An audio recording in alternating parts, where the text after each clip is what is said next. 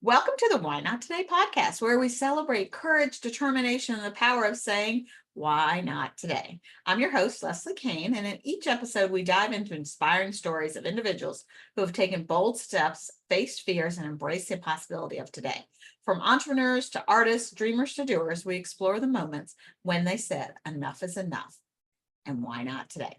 Join me as we uncover the heartwarming, the audacious, and the transformative. Whether it's pursuing a lifelong passion, overcoming obstacles, or simply choosing joy, our guests share their journeys and inspire us all. I started this podcast in honor of my father, Patrick Kane, who often did say, why not today? And I always say, remember, you're just one decision away from changing your life. And I wanted to add to reference before I introduce my guests that just FYI, we do not edit these podcasts. And the reason I don't is because the message of Why Not Today is you just got to do it, and it's not going to be perfect. And so I have never edited one episode. Maybe one day we will, but it's real, it's authentic. And I want everybody listening to get to know me and my guests as real people. And so my guest today is Belinda Jackson Farrier. And I met her a month ago at a Million Cups event. And somebody kept telling me to go. And I met her, and she had a podcast, and we were going to get together. And then life happened, and we did a Zoom call. Oh my gosh, Belinda, you just filled my cup with so much great knowledge and training and just so much that you're doing. And I love it. And I'm just like, you've got to be a guest here and just to share your story, which is kind of a cool story. And it's coming from a different area that, I was in corporate America, but I worked for a small company that was family owned. And so it's a whole different world from what you came from and have done. So my guest today is Belinda Jackson Farrier, who has a podcast called Leadership. It's Leadership Tea, correct? Yes. And a business and all kinds of good stuff we're going to talk about. So Belinda, welcome and introduce yourself and tell us a fun fact about Belinda. Awesome. Well, thank you so much for having me. And it was really great meeting you at 1 Million Cups as well. That's just an amazing organization. And I feel like I've learned a lot from it in just the few months I've been participating. But a little bit about me. I am, a resident of Northern Virginia. I love living in the DMV. I love living in the Washington, D.C. area. There's just always so much to do and try and see. I have a 12-year-old daughter, so she's at a perfect age to go out there and explore and see different things, experience different things. And I'm also married for almost 20 years. We're coming up on 18 That's years. great. Time really flies. And I have a new puppy. That's not my fun fact, but we have a puppy, so I'm learning a lot. We need to talk more about that because I've got a dog that I'm trying to figure out. I was ready to give her back the other day. And it's showing me a different side. There's a whole other world out there of dog stuff and owners that I'm discovering. Absolutely. I have spent most of my adult life working in a career in which I lived outside of the US. I was previously a diplomat. So I have a lot of experience living in different cultures and working in different cultures. But I also really appreciate, it's given me an appreciation for the things that I miss about living in the US. I left diplomacy and entered big tech, where I worked for about a year and a half. And I, have been in these jobs, both in government and in corporate, where I've been in high pressure situations, high paced environments with kind of big teams for a long period of time. The fun fact I would mention about me is that my first job was actually in my local public library. I love libraries, and I always have, even as a kid. I love stories. I love storytelling. I love people and community. And for me, the library has just always symbolized that. And it's something that when I've lived outside of the US, not having, public libraries are not, Never they're not everywhere. And Wow. that has been one of the biggest things that I've missed when I'm not living in America. I really miss having access to that resource, which is so special. Which is funny. I just got a new library card a couple weeks ago. Now, on my library, I got it less than a month ago, and then they closed for the summer for renovation. But I really got it to do audiobooks, which somebody said, but I love a bookstore. Give me that, treat myself to go touch and feel and I mean, I love to read and I'm like, all right, how do I get rid of books or add another bookshelf is where I am now. Cause I like the physical touch. You got to feel it, touch it. It's got to feel good. Oh, I completely get that. In graduate school, I worked in a bookstore. I love books. Yeah, I do too. There's something about it.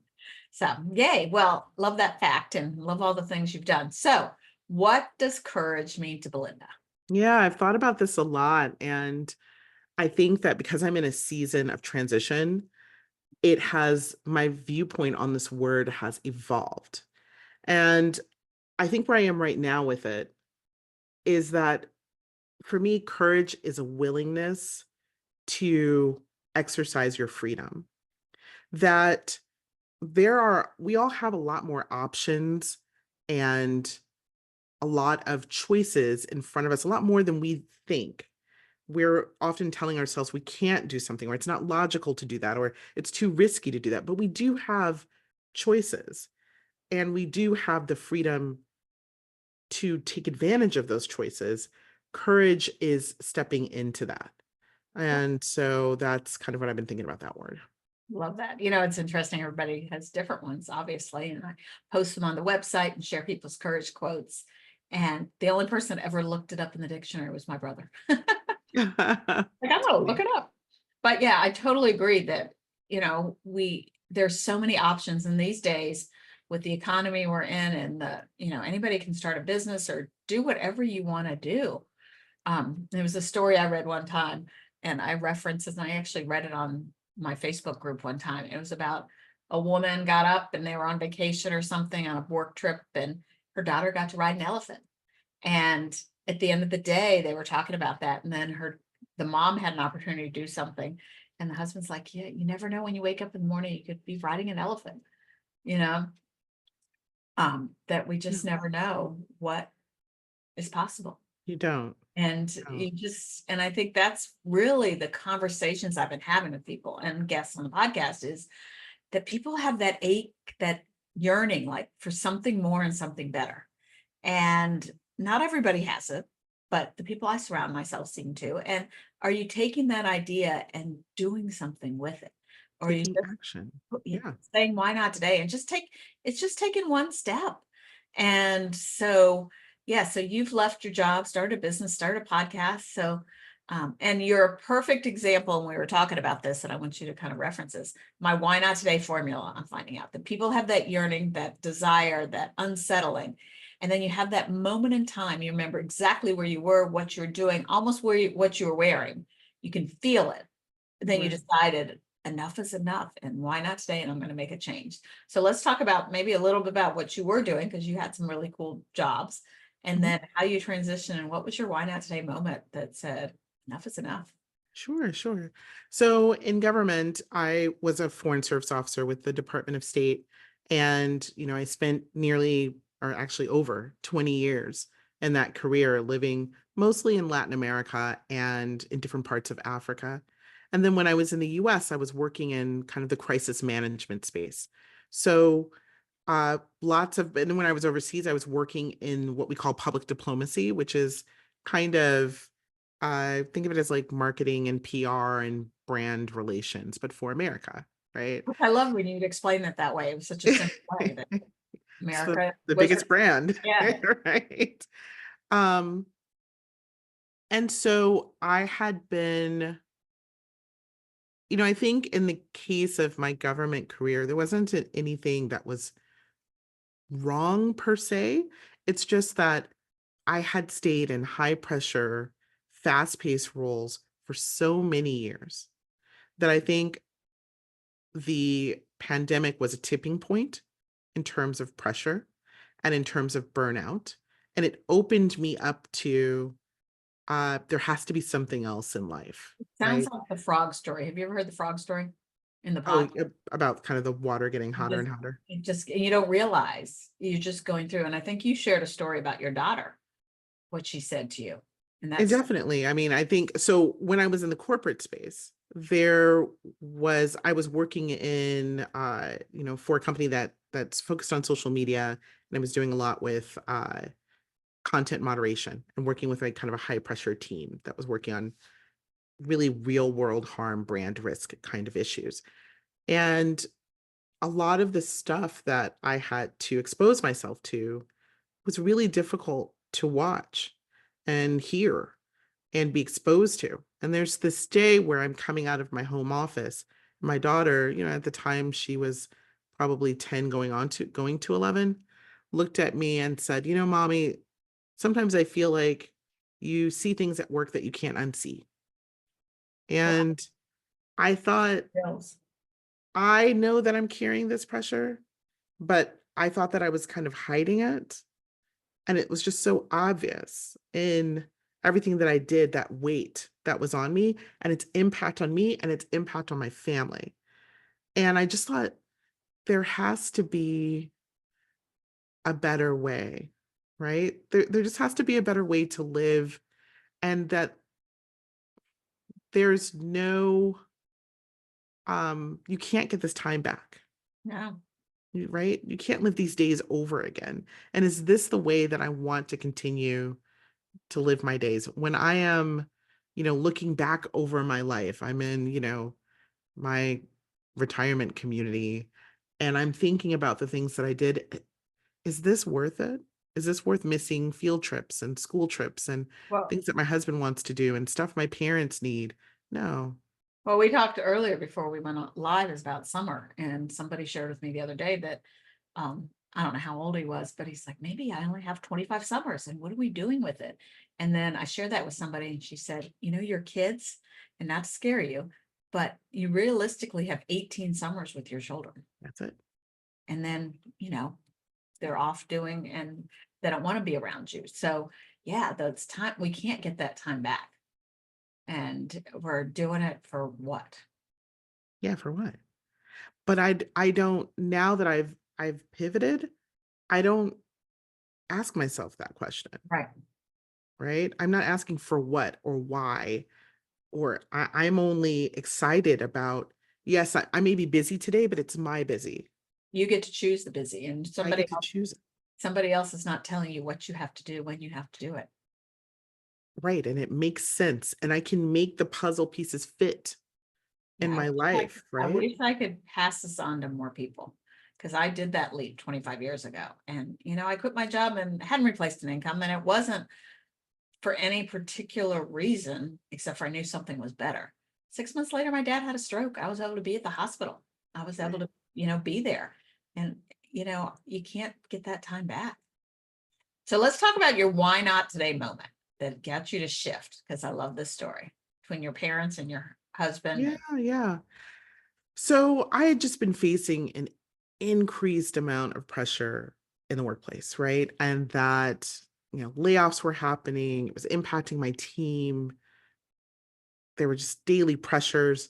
And I was, for the first time in my life, and again, I'd been in very high pressure roles in government, but for the first time in my life, work was having a physical impact on me, right? I was not well as I prepared to go into the workday or after I finished my workday. And I wanted to leave. I knew months before I left I wanted to go, but I just felt, who walks away from this opportunity? Who walks away from this type of career? I left a career in which I was thriving to take a chance on this career option.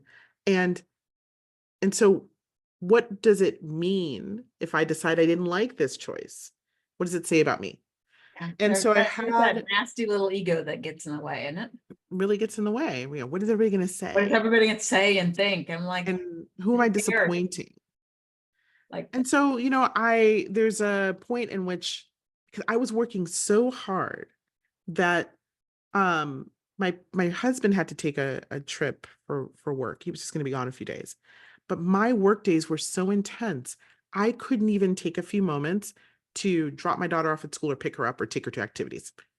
I couldn't eat. I was just tied to my computer wow. for 12, 14, 15 hours a day. And so my parents were staying with me while, my husband was traveling, and they were like, this is crazy, right? Like, you can't eat. You don't know what's going on. You're just tied to a computer. This can't be right. There has to be another way to live, right? You have a lot of experience. You will find your way, but you should probably go. And I had a similar conversation with my husband when he came back, and I'm like, I don't know how much longer I can do this. And he's like, you're more important than any role, any position, any job. If you, have some kind of medical event because you're working so hard, then that's not what we want. We want a healthy, happy you, Mm-hmm. right? So please leave and we will figure it out, because a healthy, happy you is more important to us than anything else. And those were kind of the openings I needed to say, like, yeah, I don't know what the naysayers will say. Don't care, right? I don't know exactly how I will land. I've never had this kind of freedom before, um, to really chart my path. But I think it'll be all right if I just take a chance on myself. And if it doesn't work out, I can go back to corporate. And But that's like, exactly what I said. Like, if it doesn't work out, I'll get another job. let's get Like, another job, I'm right? so But for now, taking a chance on myself feels right, and it's been working out. that's awesome. How long ago did you make this leap? A little over a year. Okay. Yeah, a little over a year ago. And so, it took a few months really to learn for the first time again in my adult life that I wasn't on somebody's clock. I mean, I literally started my role in government. They moved me from a dorm room to El Salvador. Wow. Like, I took no breaks at all in my life. And so this was the first time that I was like, okay, I can breathe. So last summer, I enjoyed the summer with my daughter, right? I enjoyed, the sky is blue. I never noticed that before, right? Like, I got to Yeah. smell the roses. Um, so I took a few months to just breathe and really give myself permission to dream.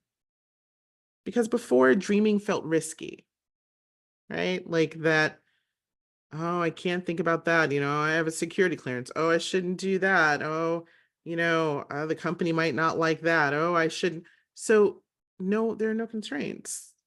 Who am I? Free. Yeah. Who am I? Unhindered. And so it took a few months to begin to sort that out. And my evolution as a creator and an entrepreneur, it grows with each quarter as I peel back those layers. For me, I'm a very tactile person. I have to try, I have to Right. touch, I have to How do you see, make both? and then I grow. And then is this work or is this work? Or let me try Yeah. this. You start here and you end up here, and then you end up here, and where you started is nowhere where you end up. Like, Yeah. I've had the idea, I'm going to start a podcast. Like, I remember my why not today moment when I was walking with a friend. No idea. You would have told me I'm doing this now and have a business with it. No way. Right. But isn't this fun that we don't have to, but we get to decide who we Mhm. want to work with, when we want to work. If it Exactly. like it was really hot and gross this weekend, and it's beautiful today. So like, I'm gonna go spend some time outside and enjoy the beautifulness because it'll be hot tomorrow. Completely. Get to choose those things. I've really been able to sit and think about what my values are and what I want, and create spaces that amplify that. Love that. And right. And so then I'm thriving because I'm where I want to be. Live in line with what we want and not what the world thinks we want.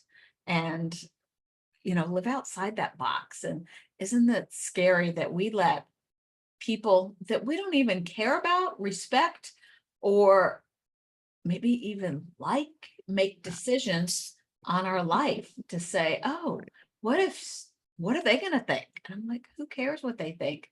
And Right. to come from an authentic place. And I don't know if it's as we're getting older, we're bolder to say that we went through a crazy pandemic and our lives went upside down, and what was predictable is no longer predictable. But I'm running into people that are doing this all the time. Like, something is better and something is more, and I deserve more. And I feel like what I learned in the pandemic is like tomorrow is not guaranteed nope. in any respect. And so you can't wait to do things. For example, um my husband was asking me recently, like, oh, should we begin planning a big anniversary party, maybe in a few years when we hit 20, or maybe, and I was like, how about now? How about this year? Because I don't know what's going to happen 2 or 3 years from now. So you're here, I'm here, we're healthy, we're happy. Let's celebrate with all of our might this year, Right. right? Wait for those big years, like If we don't have to years wait of, for those big yeah, years. When it comes to vacations or just taking action on something, it's like you can live more boldly in the now using being well reasoned, right? You can take well reasoned risks. You can think through things, but you can be in the now. that. No, I love what we talked when we first got on about you were supposed to be out of town on family reunion vacation. Yeah. Got canceled. So instead she did a staycation and did all the fun things in our backyard. And I Just love how you said how much you love DC, because you get so Northern Virginia people are like, oh, I hate the traffic, I hate the people, I hate the. I'm like, but look at all of it. so much. You do enjoy the smaller town sometimes, getting away from the 25 lanes on a road, Right. but in the traffic. But gosh, we're so lucky with all that we have, and then all we can do, and all the resources and people, and to meet powerful people like at just a random finally showed up. And somebody said something to me one time: things don't fall in your lap unless your lap is out there. Right. So, and I feel like this whole Why Not Today journey I'm on is a Why Not Today scavenger hunt. They got it, just putting those people that I'm supposed to meet. So I remember exactly where I was when I met you and where you're standing. And so I know that you're going to be in my life forever. You're my I new love it. friend. Hope you're okay with that. I'm totally okay with that. I just feel like when you meet those people and you remember where you meet them, that you're supposed to be around. You're Yeah, supposed I to be grew what? up, yeah, I grew up in the 80s, and we used to watch Care Bears. I don't know if you've seen, have you seen Care Bears? Okay. I've not And seen it, but I have a funny story about that. and some friends and I, we joke about how you have to have like kind of a Care Bear philosophy. Like they had this thing where their feelings, their emotions, their powers were on their tummies, and they Right. would kind of, push that out there, and that was their power. So if you were the Care Bear that, had a rainbow and could bridge things and bring people together, you just put that out there in the world, and people who need that bridge or like whatever, it happens, it manifests. And so I just try to, I mean, kind of live that kind of philosophy of putting what I want to see out there, and it brings people into your life. We're going to help you manifest that. Yeah, love it. So we haven't even talked about, so what is your business that you're doing and your podcast? Why don't we Sure. share a little about what you're doing? Because I'm not even sure I know exactly it, except for when we had a call, you like poured into me all kinds of ideas. And Yeah, no, I love it. Let me start with the podcast. So the podcast is called Leadership Tea, and it's available on all platforms. And in the podcast, my co-host and that I, was a Why Not Say moment with you guys starting. yes, it was. My now co-host and I are good friends. We've been friends for almost 20 years, and we're sitting in a coffee shop in September of last year, thinking we mentor a lot of people, we coach a lot of people, and people had been asking us for a book. And we were like, oh, a book, we could do that eventually, but we're busy. Let's do something different. She's like, let's start a podcast. And it seemed impossible. Like she's still in government. I'm like, they're never going to let you have a podcast. She's like, I can ask. And so they said, okay. And we knew nothing about podcasts, right? We did not know how to record and how to edit and these things. So we've taught ourselves that. But our podcast is focused on sharing the lessons we learned as senior leaders in government and in the corporate space, with particularly women who are maybe 1 to 2 promotions away from very senior roles in their organizations, right? And so we're not the kind of leadership podcast that is talking about basic kind of information. We are saying, we know that you're a high achieving leader in your organization. Let's have a deeper conversation about some of the issues that you've probably been thinking about in the back of your head and thought no one could identify with. You've looked in spaces for information and felt it just didn't resonate with you. We're the podcast for you. That's awesome. Right? So that has been going really, really well. And we're going to celebrate 5,000 downloads soon. We have Yeah, you need to teach me your tricks because I'm almost at 5,000 and I've been doing this for over 2 years. So yeah, we just launched in February. So we're really we're being downloaded in over 100 countries, and we're charting in at least 6 countries. We're just really thankful for the experience so far. And it's allowed us to be able to, we want to build community, we want to help people. So it's allowed us to be able to go out and speak at different events and offer workshops to different organizations, and just really touch as many people as we can. Our website is stirringsuccess.com, and there anyone can learn how they can get in touch with us or learn more about the podcast or link to it. We put up new episodes every other Wednesday, and it usually goes, we have a guest, and then the following episode will be just us sharing some insights. But I'll be honest, we also have a lot of bonus episodes. yeah, we can start doing some bonus. We have a lot of bonus episodes. So I definitely encourage folks to take a look. In terms of my business, it is evolving, but kind of where we are right now is that there's 2 sides to it. I am doing some individual executive coaching, again, for that same demographic that is listening to the podcast. I think that my skill set best resonates with people who are experienced leaders looking to strategize about making those steps towards the C-suite. And so that's going really well. And then the other side is on the storytelling side. And, as I said, I love the library, I love stories, I love telling stories, I love people.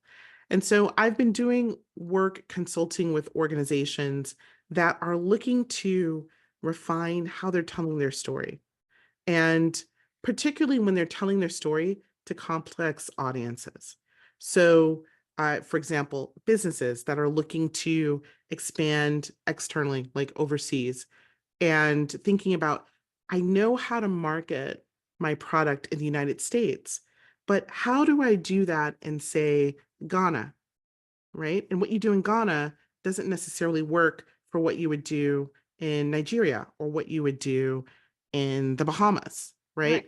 And so using my international experience in essentially marketing to help people think about, how do I take my American context and help my business translate its value and it's differentiate it in markets outside of the United States. That's where I'm really focused now in terms of my consulting. Yeah, great ideas and great support. So how would you encourage somebody else to make that leap, to quit the job, to go for a promotion, to say, why not today? Yeah. So there's this thing that I've talked about on my own podcast where I say, stop often and listen. Like, stopping often looks different ways for different people, right? It could be meditation, it could be exercise, it could be prayer, it could be whatever. But like, stop, listen to that inside voice and let it speak. And then be brave enough to follow what it's saying. And again, it doesn't have to be that sudden, like, not everybody is that Silicon Valley story of, and so I quit my job and went into my garage and built a computer and I'm a billionaire. Like, no, steps.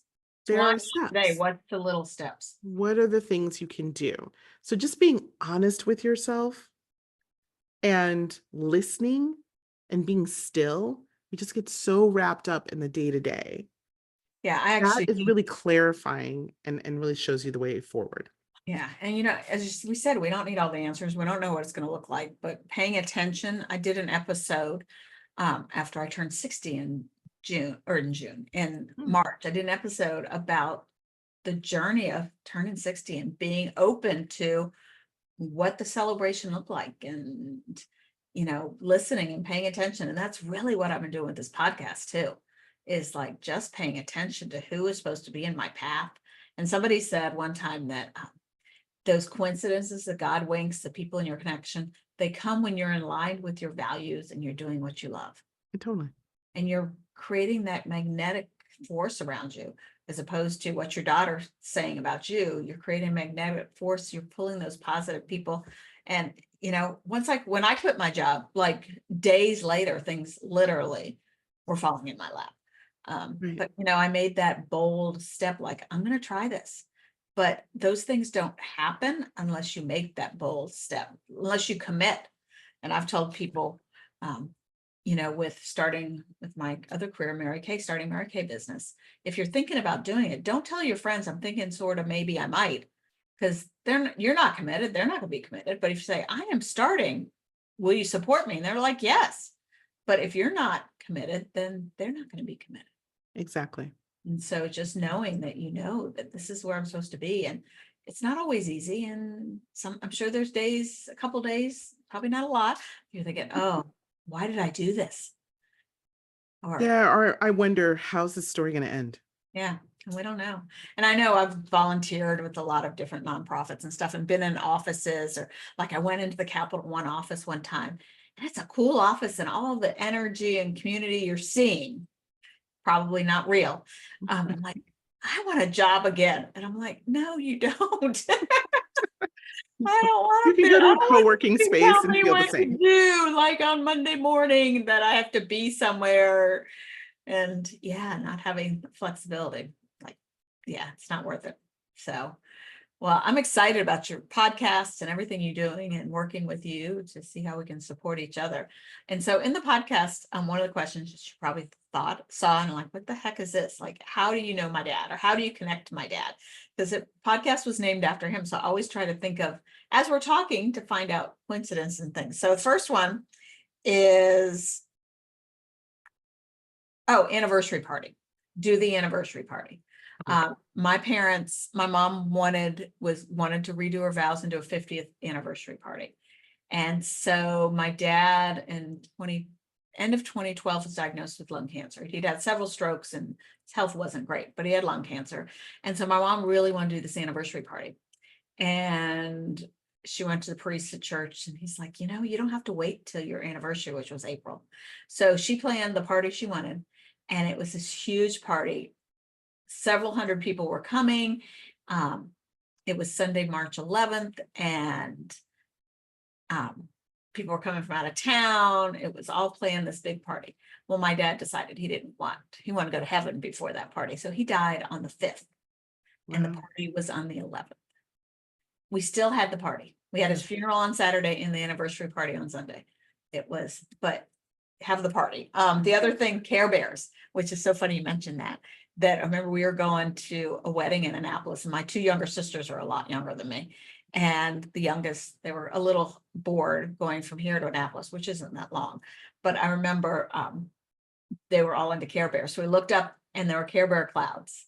So we said, which Care Bears? And we played that game driving. And so to this day, you mention any of my family, what kind of clouds are there? They're like, oh, those are Care Bear. And then the podcast with your friend, when you said, your friend working for the government, she's like, I'll just ask. And that was something my dad was very big on. just ask. The worst somebody's going to say is no. But if you don't ask, it's a big no. Exactly. Yeah. So, well, we could talk forever and ever. I think we've probably gone a little past our half an hour, but that's okay. Any parting words? I would just say, just get out there and take a chance and be brave. And say, why not today? Why not today? Yeah. So, well, thank you, everybody. Thank you for being my guest, Belinda, but thank you, everybody, for joining us on this inspiring journey. Remember, every day is an opportunity to take action, choose your dream, or chase your dreams and make a difference. So why not today?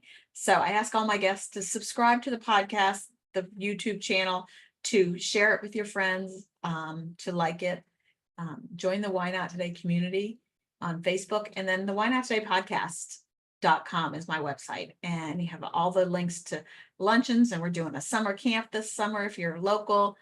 So check that out and join our email list so you keep up to date with everything going on with Why Not Today. So thank you again, Belinda, and remember, everybody, say, why not today? Until next time.